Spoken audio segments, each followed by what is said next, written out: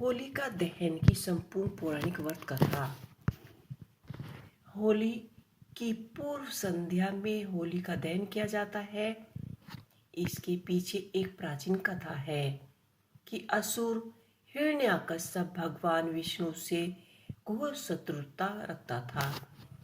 इससे अपनी शक्ति के घमंड में आकर स्वयं ही को ईश्वर कहना शुरू कर दिया और घोषणा कर दी कि राज्य में केवल उसी की पूजा की जाए।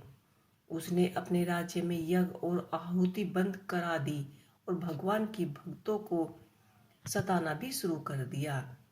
हिरण्याकश्यप का पुत्र प्रहलाद भगवान विष्णु का परम भक्त था। पिता के लाख कहने के बावजूद भी प्रहलाद विष्णु भगवान की भक्ति करता रहा। असुराधिपति हिरण्याकश्यप ने अपने पुत्र को मारने के कई प्रयास किए, कई कोशिशें की, परंतु भगवान स्वयं अपनी उसकी रक्षा करते थे और उसका बाल भी बांका नहीं होने दिया। असुर राजा की बहन होलिका को भगवान शंकर से ऐसी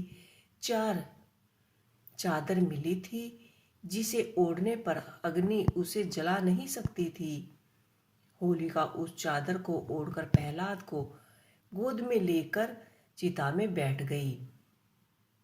होलिका का त्योहार प्रेम और चादर ओढ़कर उसमें बैठ गई, प्रहलाद के ऊपर आ गई, जिससे प्रहलाद की जान बच गई और होलिका जल गई। होलिका दहन के दिन होलिका जलाकर होली का नामक दुर्भवन का अंत और भगवान द्वारा भक्ति और रक्षा का जन्म मनाया जाता है।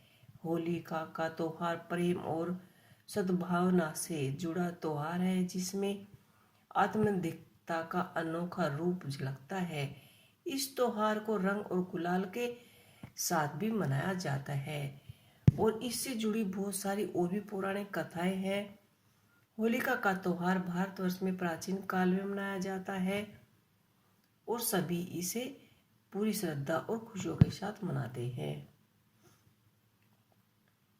धार्मिक ग्रंथों में होलिका को लेकर भगवान शिव और माता पार्वती की यह कथा भी बहुत ही प्रचलित है। पौराणिक कथाओं के अनुसार कालांतर में माता सती देवराज हिमालय के घर माता पार्वती ने पुत्री के रूप में जन्म लिया। जन्म के पश्चात देवर्षि नारद ने बेटी का भाग्य बताते हुए कहा कि इसे जो वर मिलेगा वह भगवान शिव के जैसा ही होगा। इसे सुनने के बाद माता पार्वती ने भगवान शिव की ही अपना वर मान लिया और तथा माता पार्वती ने भोलेनाथ को पति के रूप में प्राप्त किया।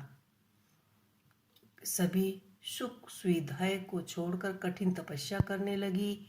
वहीं दूसरी ओर भोलेनाथ जी समाधि में लीन थे। देवी पार्वती का भगवान शिव का विवाह करने के लिए तपस्या को भंग करना अत्यंत आवश्यक था। ऐसे में देवताओं ने तपस्या भंग करने के लिए कामदेव को मनाया। कामदेव ने प्रेम के बाण छोड़े और भोलेनाथ की तपस्या भंग कर दी, जिससे भगवान अत्यंत क्रोधित हुए और उन्होंने अपने तीसरा नेत्र खोल दिया, जिससे कामदेव वहीं पर भस्म हो गए और तीनों लोकों में अंधेरा छा गया। कामदेव की पत्नी विलाप करते हुए भोलेनाथ जी के पास आई और उसने भगवान शिव को इसका कारण बताया। क्षमा याचना के बाद भोलेनाथ ने कामदेव को द्वापर युग में श्री कृष्ण के रूप में जन्म लेने का आशीर्वाद दिया। कहा जाता है कि होलिका के दिन कामदेव भगवान श्री कृष्ण पुत्र के रूप में जन्मे थे। ऐसी ही एक और पौराणिक कथा है। होली की दूसरी कथा भगवान श्री कृष्ण और राक्षसी पूतना से संबंधित है। पौराणिक कथाओं के अनुसार कंस ने भगवान श्री कृष्ण ने जन्म के पश्चात उनका वध करने के लिए राक्षसी पूतना को भेजा था। कहा जाता है कि पूतना में 100 100 हाथियों जितना बल था। वह अत्यंत शक्तिशाली और मायावी थी। कंस ने उसे गोकुल में सभी नवजात शिशुओं को मारने का आशीर्वाद दिया। वह अपने स्तनों पर विष का लेप लगाकर सुंदर रूप धारण करके नंद बाबा के घर जा पहुंची और भगवान श्री कृष्ण ने पूतना को देख कर पहचान लिया। पूतना ने हंसते हुए माँ यशोदा के गोद से कृष्ण जी को लेकर गायब हो गई और गांव से बाहर आकर भगवान को स्तनपान कराने लगी। गोद में ही भगवान श्री कृष्ण ने पूतना का वध कर दिया। तत्पश्चात बाल रूप श्री कृष्ण कंस पर घास पर लेटकर खेलने लगे। कहा जाता है कि मृत्यु के पश्चात पूतना का शरीर लुप्त हो गया, इसलिए ग्वालों ने उसका पुतला बनाकर जला डाला। इस दिन से प्रत्येक प्रतिवर्ष होली का पावन पर्व मनाया जाता है। मथुरा और वृंदावन में 40 दिन तक लगातार होली मनाई जाती है। एक और पौराणिक व्रत कथा जैसे कि भक्त प्रहलाद की। तीसरी कथा श्री हरि विष्णु भगवान और भक्त प्रहलाद से जुड़ी है। राक्षस राज हिरण्यकश्यप ने ब्रह्मा जी को प्रसन्न करने के लिए वरदान प्राप्त किया था कि संसार का कोई भी जीव या कोई भी दैवी देवता उन्हें नहीं मार सकता, उनका वध न कर सकता। इसके बाद वह खुद को भगवान मानने लगा। वह चाहता था कि लोग भगवान विष्णु की तरह उसकी पूजा करें। हिरण्यकश्यप को भगवान के प्रति प्रहलाद की भक्ति बिल्कुल भी पसंद नहीं थी। वहीं प्रहलाद हमेशा प्रभु की भक्ति में लीन रहता था। प्रहलाद का यह स्वभाव हिरण्यकश्यप को बिल्कुल पसंद नहीं था।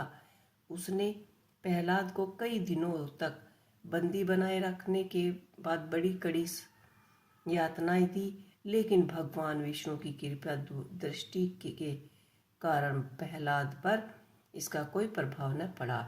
इसे देख हिरण्यकश्यप काफी परेशान हुआ और उसने प्रहलाद को मारने के लिए होलिका बुलाई। उसको बता दे कि होलिका को आग में न जलने वाला एक वरदान प्राप्त था। होलिका भक्त प्रहलाद को लेकर आग में बैठ गई, लेकिन भगवान विष्णु की कृपा से प्रहलाद को एक खरोंच भी नहीं आई और होलिका आग में जलकर राख हो गई। इस दिन से होलिका दहन की प्रथा शुरू हो गई। इसे बुराई पर अच्छाई की जीत का प्रतीक माना जाता है। जय होलिका माता।